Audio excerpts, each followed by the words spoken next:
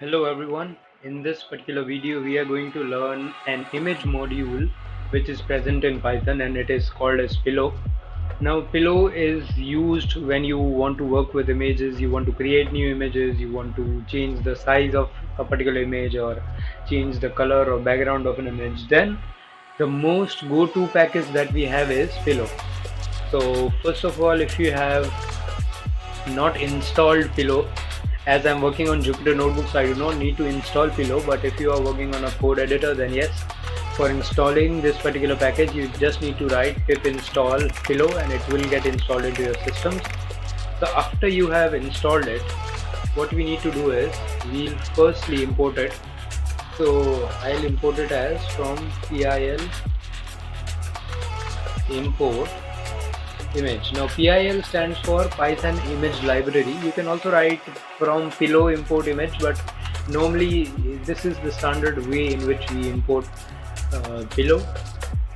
So after we have imported image, now I currently have an image stored which is a Tesla car into the same path where we are writing this particular program. So it is very important for you to store an image at the same path where your program stays. So I'll say im equals image dot open and whatever the name of the image is. So mine is Tesla dot jpg. So this will open up the image. This command opens up the image data, and then I'll just simply say im dot show, as we used to do in the matplotlib. For displaying an image, we just need to use the show function. So this is it. Now if I'll run this, then as we can see, it has opened the Tesla image which I have stored into my system.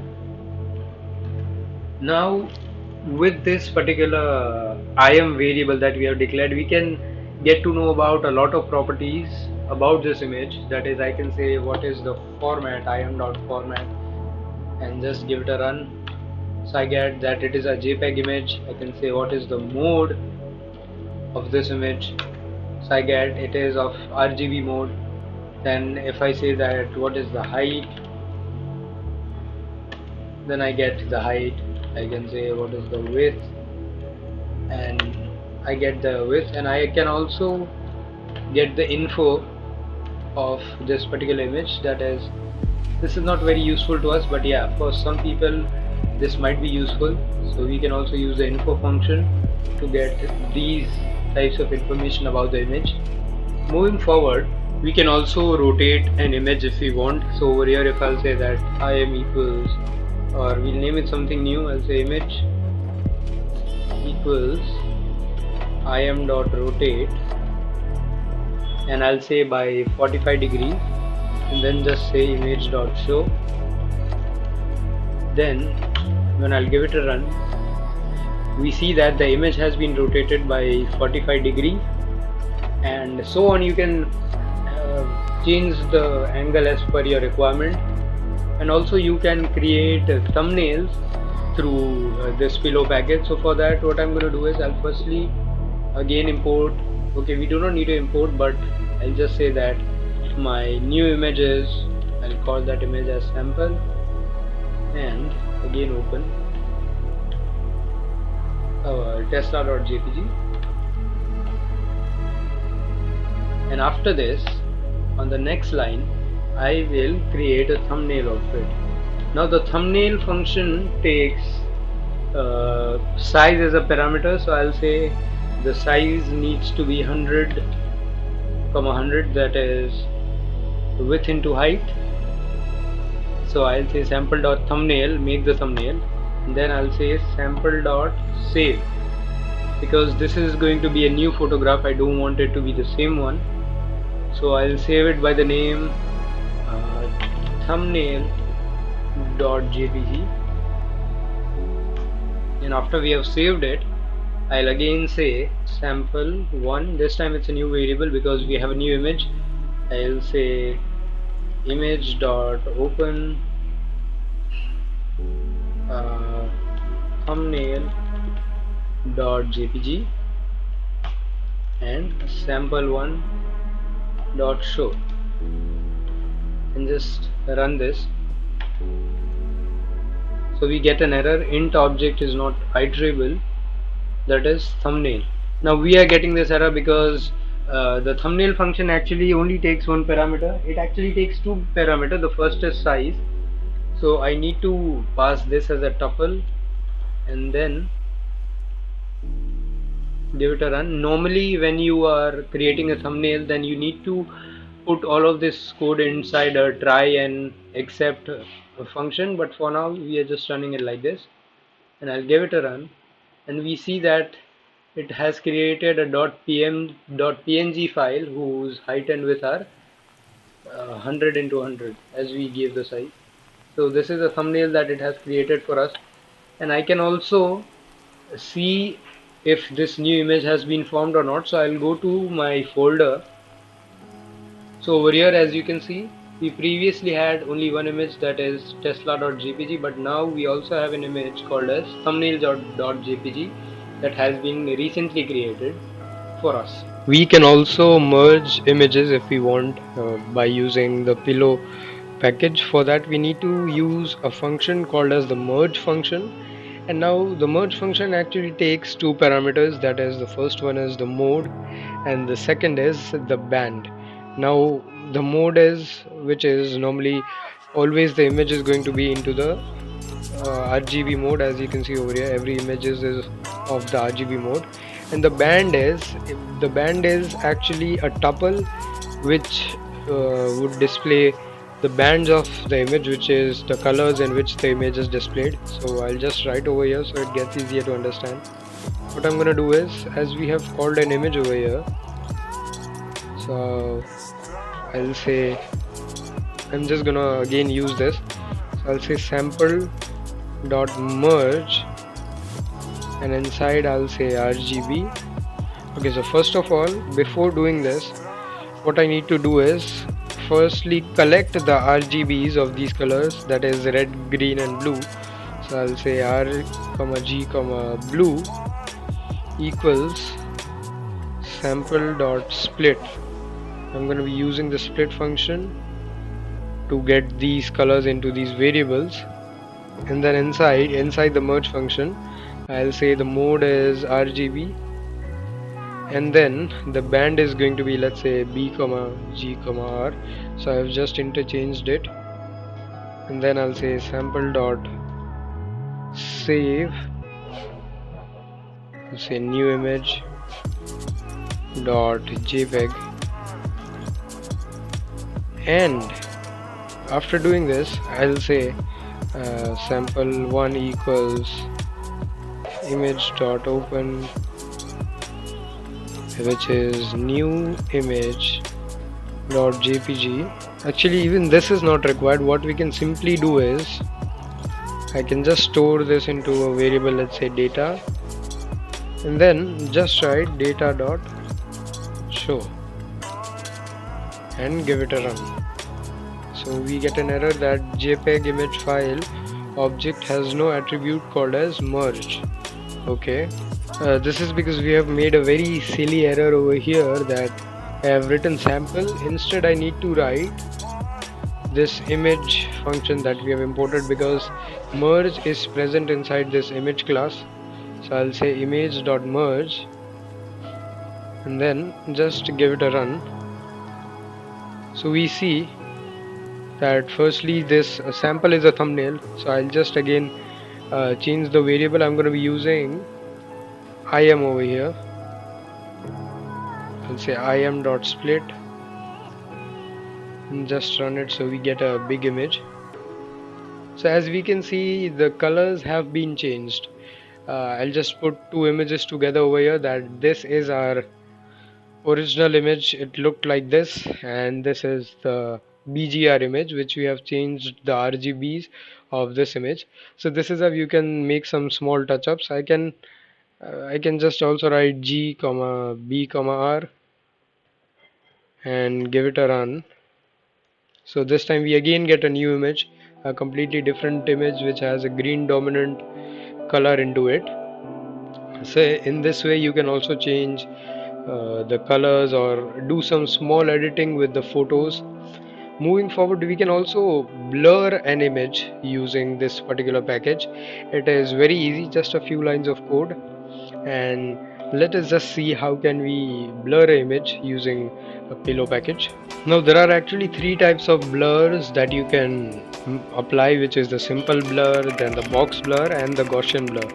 So firstly, let's get started with the simple blur.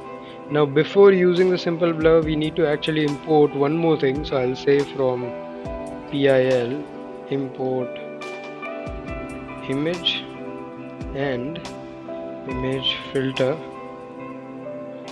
I'm not sure whether my syntax is proper or not. Yeah, so it's proper. So after I have imported this, I'm again going to open image.open tesla.jpg,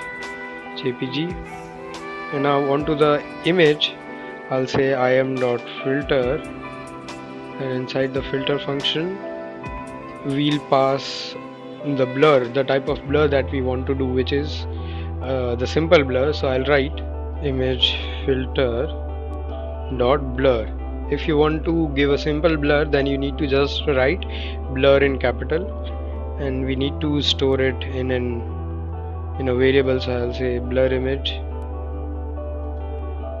equals im.filter, and then I'll say blur image dot show and give this a run. So as we can see, we got the Tesla's image. Now this one is a bit blurred, it doesn't look like, but if I'll zoom into the image, then we can see that the image is quite blurred. As you can see, the image is blurred. I'll again put an original image also over here, zoomed in, so that it gets easier to understand that this image is blurred.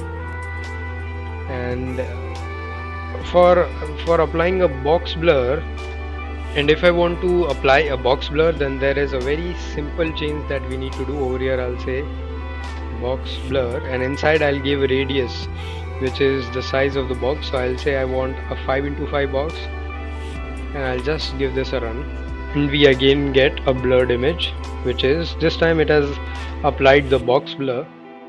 Now let's see the third one, which is the Gaussian blur. So for applying the Gaussian blur, we just need to change this box blur to Gaussian blur, and again the 5 is going to be the radius of the blur that we want to perform. So I'll just give this a run, and this time we see that a Gaussian blur has been applied. All these blurs look the same, but they are quite different from each other. You can change the radiuses of these blurs and see the difference. And also we can even crop a particular image if we want. Let's say that I do not want to see the full Tesla, I just want to see the first half of the car. So I can even crop that car. And how to do that? So it's very simple.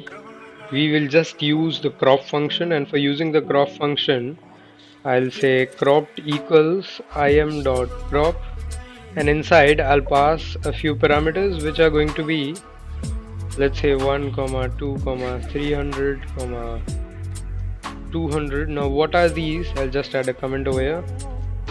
The parameters are left, right, upper, lower crop. So this length is going to be cropped from the image, and after we have cropped, I'll say cropped dot show, and just give this a run. So I can see we get a cropped image. Now over here it looks like there is nothing, but actually we are getting this part. This is the original Tesla, and this part has been viewed somewhat, this part which we have cropped. So yeah, this is how you crop an image. It is quite easy. These are just simple functions that you need to keep in mind, by which you can create a thumbnail, or you can blur an image, or you can even crop an image. Now we can even add a watermark if we want to an image, and for doing so, now let's first understand the concept of watermark. How can we add a watermark? So what we actually do is, if you want to manually add a watermark, then what we usually do is we open a particular image into Microsoft Paint or any paint tab that you have, and add a text to it, which is then you just blur it a bit or decrease the visibility and create it as a watermark. The same concept is going to be applied over here. What we are going to do is we'll open up our image into a draw mode where our image will be converted to a drawing, and over that we'll apply some text to it. So for adding a watermark, we need to actually import two more classes from the PIL package. So I'll again import the PIL package. So I'll say from PIL import image, which is the first one we would need.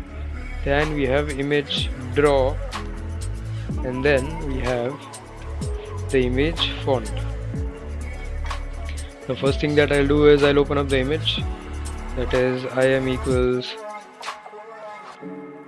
image.open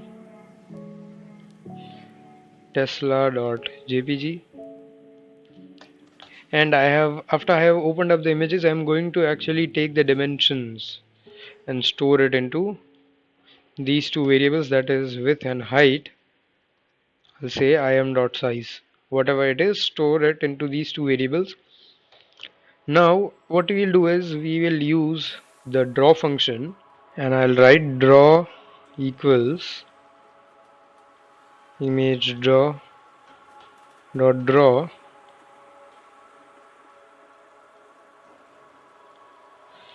this particular image, which is our im. Now over here I'll just add the text that I want. So I'll say this is a Tesla. This is going to be our watermark text. And now I'll also declare the font that I'm going to be using. So I'll say image font dot true type. And now this true type actually takes two parameters. The first is the font. So I'll say over here I'm using the Arial font. So I'll say arial.ttf, and the font size, that is, let us say 36. 36 is going to be the font size. And then we'll also get the dimensions of the text itself into these two variables, that is text width comma text height equals draw dot text size, and which is going to be draw comma font, not draw, text comma font. So this is actually going to give us the width and height of our text, and this font is actually the font that we particularly want to use. Now what I'm going to do is I'm going to position my watermark that where I want to put it, and for doing so we will actually do some mathematical calculations which are very logical. So firstly I'll declare a margin that I want a margin of 10. Then we'll declare the x and y coordinates, which are going to be the position of our watermark. So for x I'll say width minus text width minus the margin. Similarly for y I'll say height minus text height minus the margin. So I'll just add a comment over here, coordinates for the watermark. Then over here we'll finally draw our image by passing the coordinates into it, and for drawing I'll just say draw dot text. Now this text function actually takes three parameters. First is the location, which is x comma y, then whatever is the text or whatever the body of the watermark is, and then I'll say font equals whatever my font is. Now this x comma y is going to be printed on the bottommost corner, so I'll just say im.show, and this should hopefully work fine. So I'll say run, and I get an error, that is image draw has no attribute. Okay, there's a small mistake over here. I need to actually use capital D over here and also small t's over here. I usually get very confused with how are these actually defined. So let's run and hope that there is no problem. So yeah, as we can see, this is a Tesla. Over here we can see a watermark has been added. You can even adjust the size. So I'll say instead of 36, I want a 72 and the margin to be 20. I'll just give it a run. So I get this is a Tesla. You can even increase, let's say I'll keep the font to 144 and increase the margin to 60 and give it a run. So I get somewhat this type of a watermark, that is, this is a Tesla. So accordingly, however you want to place it, you can add the required parameters. So this is how you can add a watermark, and there are many more things that can be done again with this pillow package, as it is the most popular package for working with images. So let's take a look at the other functions, which are, we can also apply filters to our images, which is we can if for instance we can cartoonify an image, any image it can be. So for doing so, we need to actually import one more package, which is this one is going to be useful for us, that is image filter. We are going to be using this one only. So I'll say from pil dot image filter import contour. So this contour function is the one which we will use to convert an image into a sketch type of an image. So it's quite simple. What I'm going to be doing is I'll again open my image, or there is actually no need to open up this image. We can directly write image1 equals im.filter, and in the filter I'll say the filter that I want to apply is contour, and then just write image1 dot show and give this a run. So I get a cartoonified, it looks like somebody has sketched the Tesla. So this is the contour effect that you can apply, and it actually is very realistic. It does look like that somebody has sketched this particular Tesla. And you can even sharpen an image, and for sharpening an image, the function that we use is detail. So over here I'll say instead of contour I'll add detail, and again give it a run. So as you can see, the image is quite enhanced. It actually doesn't look like this, you cannot spot the difference, but if you will place the two images side by side, then you can obviously see the difference. Similarly, if you want to really sharpen up the image, or if you want to enhance it, then something that you can use is edge enhance, and just pass it inside the filter. So I'll say edge enhance and again give it a run.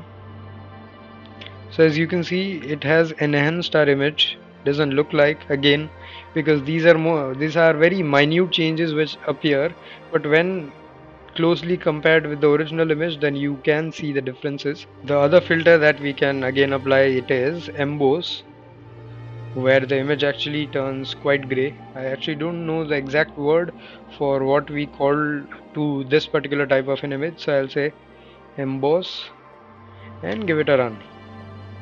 So we get this type of an image. It looks like that Tesla model has been printed onto a sand. So this is how you get a Tesla in the embossed function or with the embossed filter. So these were some of the cool filters that are again available with the pillow package. And yeah, there is one more which I forgot. If you want to convert an image to black and white, so you can write find edges, and just I'll copy this and use that filter. So the image actually is converted to black and white. It looks like a black crayon painting of Tesla. So these were the filters that you can use to just convert an image into black and white, or cartoonify it, or do many other things according to your requirement. So this is all what you can do with Pillow, that is the Python image library package. There is much more to it, as this is a very big package, so I'll be leaving down the link for the official documentation page. You can read it and also know about more features that are available in Pillow. So I hope that the basics of this package have been cleared by me. If you have any doubts, then please leave them in the comment section below. And I hope that you liked this particular video. So thank you.